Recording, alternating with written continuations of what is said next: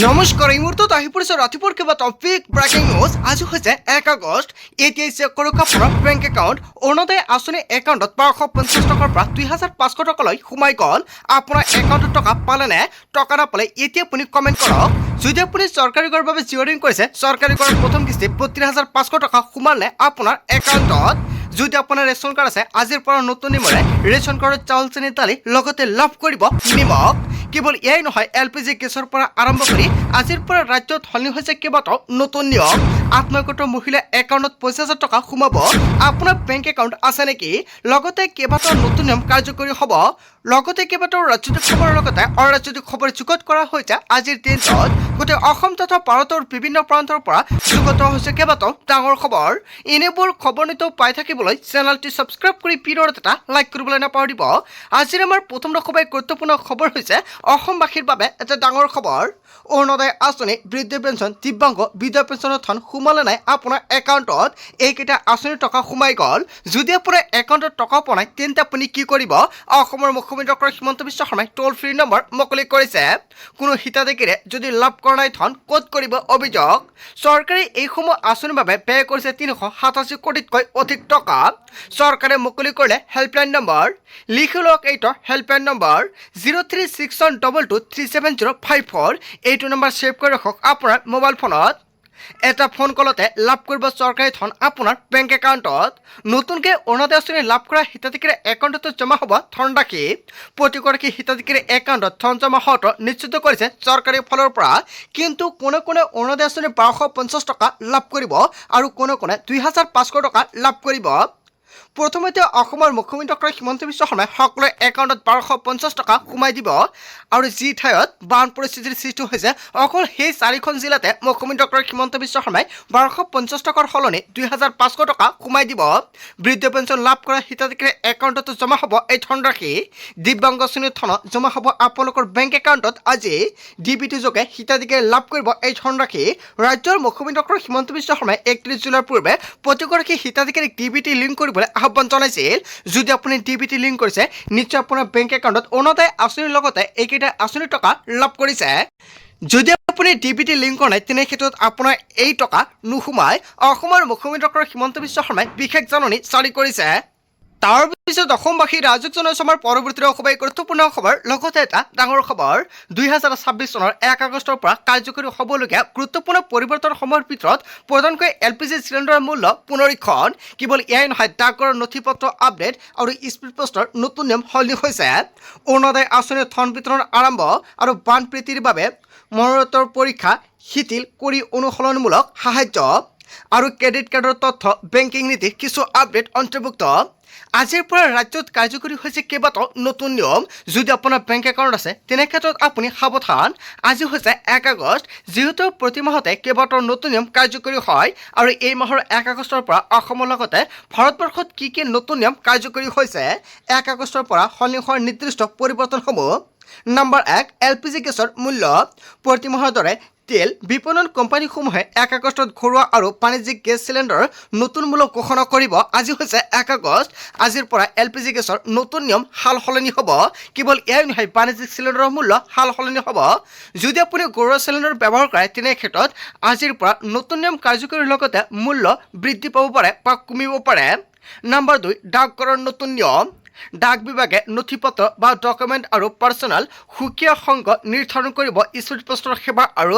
চাৰ্জৰ নিয়মাৱলী সলনি কৰিছে হয় আজিৰ পৰা আপুনি ডাকঘৰৰ জৰিয়তে কিবা লেনদেন কৰে নেকি তেনে ক্ষেত্ৰত আজিৰ পৰা আপুনি সাৱধান হওক কিয়নো কেইবাটাও নতুন নিয়ম কাৰ্যকৰী কৰা হৈছে আৰু তাৰপিছত কি কি নতুন নিয়ম সলনি হ'ব আজিৰ পৰা 3 নম্বৰত উল্লেখ কৰিছে অৰুণোদয় আঁচনি আৰু চৰকাৰী আঁচনি অসমৰ বাৰাকান্ত তথা নিৰ্দিষ্ট জিলাসমূহ যেনে চৰাইদেউ শিৱসাগৰ যোৰহাট আৰু গোলাঘাট হিতাধিকাৰী 1 আগষ্টৰ পৰা 2500 টকা অৰুণোদয়ৰ ধন বিশেষ সাহায্য লাভ কৰিব অৰুণোদয় আঁচনিৰ তালিকাত আপোনাৰ নাম অন্তৰ্ভুক্ত হৈ আছে নেকি যদি আপুনি চৰাইদেউ শিৱসাগৰ যোৰহাট আৰু গোলাঘাটৰ পৰা চাই আছে নিশ্চয় আপুনি কমেণ্ট কৰি জনাব আপোনাৰ বেংক একাউণ্টত 2500 টকা সোমালে বাকী গোটেই জিলাতে অসমৰ মুখ্যমন্ত্ৰী ডক্টৰ হিমন্ত বিশ্ব শৰ্মাই 1250 টকাই সোমাই দিব নম্বৰ 4 বান সাহায্যৰ নিয়মাৱলী শিথিল বানত প্ৰাণ হেৰুওৱা বা নিৰ্দোষ হোৱা লোকৰ পৰিয়াললৈ 4 লাখ টকাৰ এককালীন সাহায্যৰ বাবে মৰণোত্তৰ পৰীক্ষা নিয়ন্ত্ৰণ শিথিল কৰা হৈছে। হয়, এটা ভাল খবৰ আহি পৰিছে। অসমৰ মুখ্যমন্ত্ৰী ডক্টৰ হিমন্ত বিশ্ব শৰ্মাই কেইবাটাও বৃহৎ মন্তব্য কৰিছে। তাৰ পিছত 5 নম্বৰত উল্লেখ কৰিছে বেংকিং আৰু কাৰ্ড নীতি। দেশৰ ক্ৰেডিট কাৰ্ডৰ ৰিঅপনৰ লগতে ইউটিলিটিৰ বিল আৰু নিৰ্দিষ্ট বিত্তীয় লেনদেনৰ চাৰ্জৰ ক্ষেত্ৰত নতুন নিৰ্দেশনা প্ৰযোজ্য হৈছে। আপুনি যদি কোনো নিৰ্দিষ্ট খবৰ বা আঁচনিৰ বিষয়ে সবিশেষ জানিব বিচাৰে তেন্তে মোক কমেণ্ট কৰি জনাব। নিশ্চয় আপোনালোকক সম্পূৰ্ণকৈ সহায় কৰা হ'ব।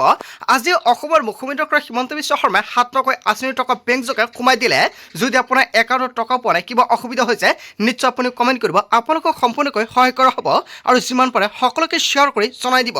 তাৰ পিছত অসমবাসী ৰাজক জনাইছে আমাৰ পৰৱৰ্তী খুবেই গুৰুত্বপূৰ্ণ খবৰ। লগতে এটা ডাঙৰ খবৰ, ৰাজ্যত পুনৰ হ'ব নেকি ভয়াৱহ বান পৰিস্থিতি। তিনিচুকীয়া, ধেমাজি, লখিমপুৰ, চৰাইদেউ, শিৱসাগৰ, যোৰহাট আৰু গোলাঘাট জিলাত অৰেঞ্জ এলাৰ্ট জাৰি কৰা হৈছে। অপ্ৰয়োজনীয় যাতায়াত পৰীক্ষা কৰিবলৈ আৰু সতৰ্ক হৈ থকাৰ বাবে ৰাজ্যই আহ্বান জনোৱা হৈছে। পাহাৰীয়া অঞ্চলৰ বাসিন্দাসকলক বিশেষ সতৰ্ক অৱলম্বনৰ নিৰ্দেশ। আপোনাৰ জিলাত বৰ্তমান বতৰৰ পৰিস্থিতি কেনেকুৱা কমেণ্ট কৰি জনাই দিব। বৰষুণ দি আছে নে ৰ'দ দি আছে আপুনি কমেণ্ট কৰি জনাবলৈ নাপাহৰিব। আপোনাৰ জিলা বা আপোনাৰ অঞ্চলৰ নাম কি সেয়া আপুনি জনাবলৈ নাপাহৰিব। তাৰ পিছত অসমবাসী ৰাজক জনাইছে আমাৰ পৰৱৰ্তী খুবেই গুৰুত্বপূৰ্ণ খবৰ। লগতে এটা ডাঙৰ খবৰ, অৰুণোদয় হিতাধিকাৰীসকলৰ বাবে শীঘ্ৰে অনা হ'ব বিশেষ স্কিম। মৰ্টগেজ অবিহনে বেংকৰ পৰা লোন ল'ব পাৰিব অৰুণোদয় আঁচনি হিতাধিকাৰীসকল। আপুনি অৰুণোদয় আঁচনি হিতাধিকাৰী নেকি? তেনে ক্ষেত্ৰত এতিয়াৰ পৰা মৰ্টগেজ অবিহনে আপুনি বেংকৰ পৰা লাভ কৰিব লোনৰ সুবিধা। কোনে কোনে লাভ কৰিব এই সুবিধা? যোৰহাট, শিৱসাগৰ, চৰাইদেউ আৰু গোলাঘাট জিলা অৰুণোদয় হিতাধিকাৰীক প্ৰদান কৰা হ'ব 2.50 লাখ টকাৰ সুবিধা। হয়, এটা ভাল খবৰ আহি পৰিছে। আপুনি 2,50,000 টকাৰ সুবিধা লাভ কৰিব। উজনি 4 পাৰাক্ৰান্ত লোকলৈ বিশেষ সকাহ প্ৰদান কৰিছে ৰাজ্য চৰকাৰৰ ফালৰ পৰা। সংবাদমেলযোগে অসমৰ মুখ্যমন্ত্ৰী ডক্টৰ হিমন্ত বিশ্ব শৰ্মাই জনাইছে এই কথা। হয়, এটা ভাল খবৰ আহি পৰিছে। যিমান পাৰে সকলোকে শ্বেয়াৰ কৰি জনাই দিয়ক। আৰু এই লোন আপুনি কেনেকৈ ল'ব, যদি আপোনালোকৰ ভিডিঅ' লাগে নিশ্চয় এটা কমেণ্ট কৰিব। নেক্সট ভিডিঅ'ত ষ্টেপ বাই ষ্টেপ আলোচনা কৰিম। তাৰ পিছত অসমবাসী ৰাজক জনাইছে আমাৰ পৰৱৰ্তী খুবেই গুৰুত্বপূৰ্ণ খবৰ। লগতে এটা ডাঙৰ খবৰ, আগষ্ট মাহৰ ভিতৰত ক্ষতিগ্ৰস্তসকলক প্ৰদান কৰা হ'ব ক্ষতিপূৰণ। 7 আগষ্টৰ পৰা চলোৱা হ'ব অভিযান। ইয়াৰ বাবে আৰম্ভ কৰা হ'ব পাৰ্মানেণ্ট ডেমেজ এছেছমেণ্ট। ক্ষতিগ্ৰস্ত হোৱা ঘৰসমূহক অভিযান চলোৱা হ'ব আৰু পুনৰ নিৰ্মাণৰ ব্যৱস্থা কৰা হ'ব। 9 আগষ্টৰ পৰা শিৱসাগৰ, চৰাইদেউৰ বিদ্যালয়সমূহ খোলাৰ ব্যৱস্থা কৰা হ'ব। মুখ্যমন্ত্ৰী ডক্টৰ হিমন্ত বিশ্ব শৰ্মাই এই কথা সদৰি কৰিছে। তাৰ পিছত অসমবাসী ৰাজক জনাইছে আমাৰ পৰৱৰ্তী খুবেই গুৰুত্বপূৰ্ণ খবৰ। লগতে এটা ডাঙৰ খবৰ, অসমলৈ কেতিয়া আহিব প্ৰধানমন্ত্ৰী নৰেন্দ্ৰ মোদী। অৱশেষত বহুতে বহু ধৰণৰ প্ৰশ্ন উত্থাপন কৰিছে। ইয়াৰ পিছতে অসমৰ মুখ্যমন্ত্ৰী ডক্টৰ হিমন্ত বিশ্ব শৰ্মাই কৰিছে বৃহৎ ঘোষণা। প্ৰথমবাৰলৈ মুখ খুলিলে মুখ্যমন্ত্ৰী ডক্টৰ হিমন্ত বিশ্ব শৰ্মাই। প্ৰধানমন্ত্ৰীৰ সাহসতে মই সকলো কাম কৰি আছোঁ। প্ৰধানমন্ত্ৰীৰ পৰা অফুৰন্ত সহায় পাই আছোঁ। প্ৰধানমন্ত্ৰীয়ে সাহস নিদিলে মই একো কৰিব নোৱাৰিলোহেঁতেন। মোক নিৰন্তৰ কাম কৰিবলৈ পথ দেখুৱাই আছে প্ৰধানমন্ত্ৰী নৰেন্দ্ৰ মোদীয়ে। অসমক কেতিয়াও বিপদত পৰিবলৈ নিদিয়ে প্ৰধানমন্ত্ৰী নৰেন্দ্ৰ মোদীয়ে। প্ৰধানমন্ত্ৰী আমাৰ সৈতে সঘনে যোগাযোগত আছে। প্ৰতিটো মুহূৰ্ততে প্ৰধানমন্ত্ৰীয়ে আমাক ছাপোৰ্ট কৰি আছে। প্ৰধানমন্ত্ৰী আহিলে জিলা প্ৰশাসন 3 দিন আগৰ পৰা ব্যস্ত হ'ব লাগিব। আৰু জিলা প্ৰশাসনে মানুহক সহায় কৰিব নে ব্যস্ত হৈ থাকিব, আৰু তেওঁ কেতিয়া আহিব তেওঁ নিজেই সিদ্ধান্ত ল'ব। প্ৰধানমন্ত্ৰী মোদীৰ ওপৰত আমাৰ ৰাইজে বিশ্বাস ৰাখক, এনেকুৱাকৈ মুখ্যমন্ত্ৰী ডক্টৰ হিমন্ত বিশ্ব শৰ্মাই বৃহৎ মন্তব্য কৰিছে। প্ৰধানমন্ত্ৰী মোদীয়ে অসম ভ্ৰমণক লৈ মুখ্যমন্ত্ৰী ডক্টৰ হিমন্ত বিশ্ব শৰ্মাই দিলে স্পষ্টীকৰণ। তাৰ পিছত অসমবাসী ৰাজক জনাইছে আমাৰ পৰৱৰ্তী খুবেই গুৰুত্বপূৰ্ণ খবৰ। লগতে এটা ডাঙৰ খবৰ, এ ফৰ আছাম নহয়, এ ফৰ আমনি হৈছে। শিৱসাগৰক লৈ ধেমালি নকৰিব, এনেকুৱাকৈ কেইবাটাও বৃহৎ মন্তব্য কৰিছে। আমি কাৰোলৈ ভয় নকৰোঁ, যদি জেললৈ পঠিয়াই জেললৈ যাম, গুলীয়াই মাৰিলে গুলি খাম, আমি ভয় নকৰোঁ। কিন্তু ONGC OIL কেৱল এয়াই নহয়, 5,000 কোটি টকা দিবই লাগিব, অন্যথা ভয়াৱহ পৰিস্থিতিৰ সৃষ্টি হ'ব। বিল্লাচি থানাৰ সৈনিক কাপুৰুষ নহয়। পুলিচৰ কাম জেলত ভৰোৱা, আমাৰ কাম জেলত যোৱা। শিৱসাগৰ, চৰাইদেউ, যোৰহাটক লৈ কোনেও ব্যৱসায় নকৰিব। আমাক গুণ্ডা, ডকাইত, চান্দাবাজি বুলি কৈ লাভ নাই। শিৱসাগৰক লৈ অহা মন্ত্ৰীবোৰে চাইৰেন বজাই নাহিব। শিৱসাগৰত ফেষ্টিভেল হৈ থকা নাই, বান শেষ হৈছে। কেৱল এয়াই নহয়, মিনিষ্টাৰৰ গাড়ীৰ চাইৰেন শুনিবলৈ শিৱসাগৰ জনতাৰ সময় নাই। মিনিষ্টাৰে চাইৰেন বজোৱা অধিকাৰ হেৰুৱাই পেলাইছে। অকণমান যদি লাজ আছে চাইৰেন নবজাব। বিধায়ক মন্ত্ৰী যদি সাহস আছে দুখনকৈ গাঁৱৰ দায়িত্ব লওক। কোটিপতি বিধায়ক আৰু মন্ত্ৰীয়ে টকাবোৰ কি কৰিব?